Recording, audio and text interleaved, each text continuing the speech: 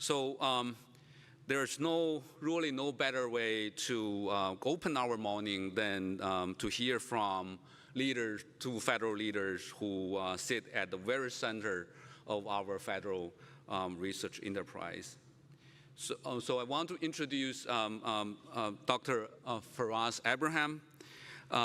Dr. Ibrahim is the director of the Office of Research, Development, and Technology at the USDOT, and where he oversees the department research, development, and technology portfolio, including the University Transportation Centers program that make the gathering like this one possible. Before his role at OSTR, he served as Federal Highways lead manager for stewardship and oversight. He's also a licensed professional engineer. He holds a PhD. So please join me, give a warm welcome to Dr. Firas Ibrahim.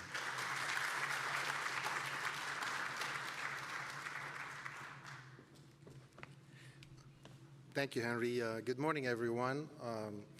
I just want to start by thanking our host, Dr. Rose. What a terrific campus. And thank you for partnering with us through the University of Michigan.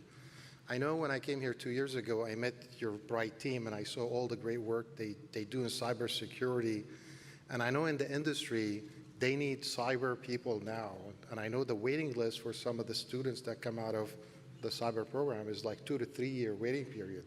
So we need to graduate more, so thank you for helping us in that. And I know that's not the only thing you do. You mentioned all the great things in autonomy. I'm an engineer myself, and I know as engineers, we plan and design and do things, but the people that graduate from your college are not just the ones that keep things moving, but they know really how to work the little nuts and bolts and wires and the hardware and software. So thank you for everything that you've done. I also want to recognize Henry, Dr. Liu, for a tremendous career and service to the AV industry.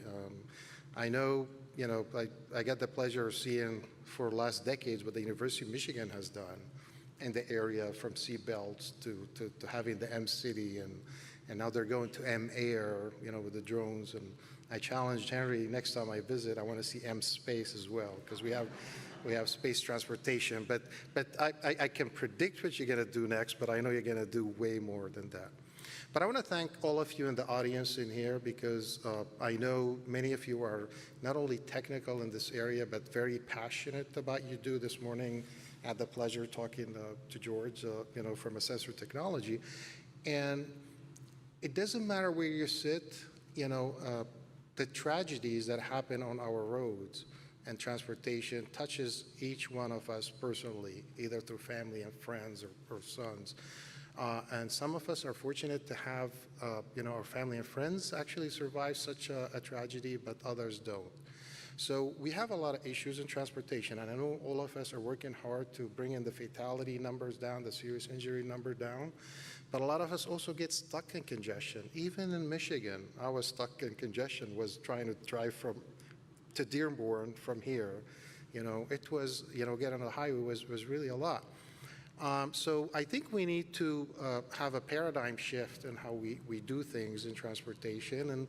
And fortunately, I think we have a lot of technologies that are available to us. So we've been collecting a lot of data. We have live data right now. AI penetrated the market really quick before it hit us, before we knew anything. Now everybody's using AI. How many of you here use AI on a daily basis?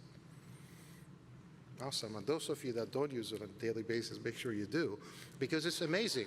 And there's the stigma, oh, you're using AI. No, actually, AI, the way I think about it, as ADAS for cars, it can help you accelerate your intelligence, your work, so I really encourage you to use AI.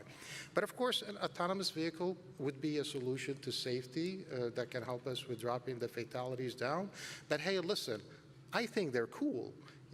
I've driven, I drive a 2+. I'm very frustrated. I was talking to somebody in the audience without mentioning which company they're with. You can figure that out. but I'm really frustrated. I want to see level 4 out there. I think they're really cool. I think we have the technology, and luckily with we're fortunate to have, you know, the leadership now with DOT that supports that, and Saval is going to be addressing a lot of that.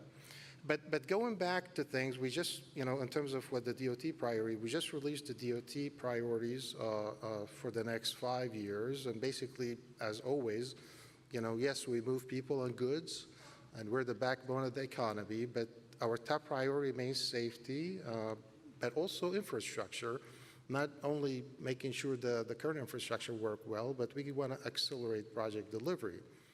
Now, what we want to do is, when I mentioned the paradigm shift, we really want to use an innovation lens in terms of how we do this. We have a lot of the innovative ideas, the advanced technologies that can help us accelerate things. So infrastructure, I want you to go home thinking about infrastructure. It's no longer just, you know, pavement, steel, concrete, whatever it is, highways and bridges, but it's the technology that we can stitch to it. And I know Saval is going to be giving you our vision in terms of that, but we need data, we need technology to connect everything. I know we have a lot of multimodal transportation systems that coexist together, but I would argue that they're not stitched together well.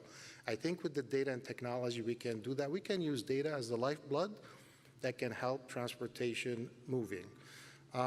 So since this conference is called CCAT for Connected, et cetera, so not only we need to connect the data, we need to connect transportation, but my challenge to you here is that we need to connect the people, because without the people, we cannot get anywhere.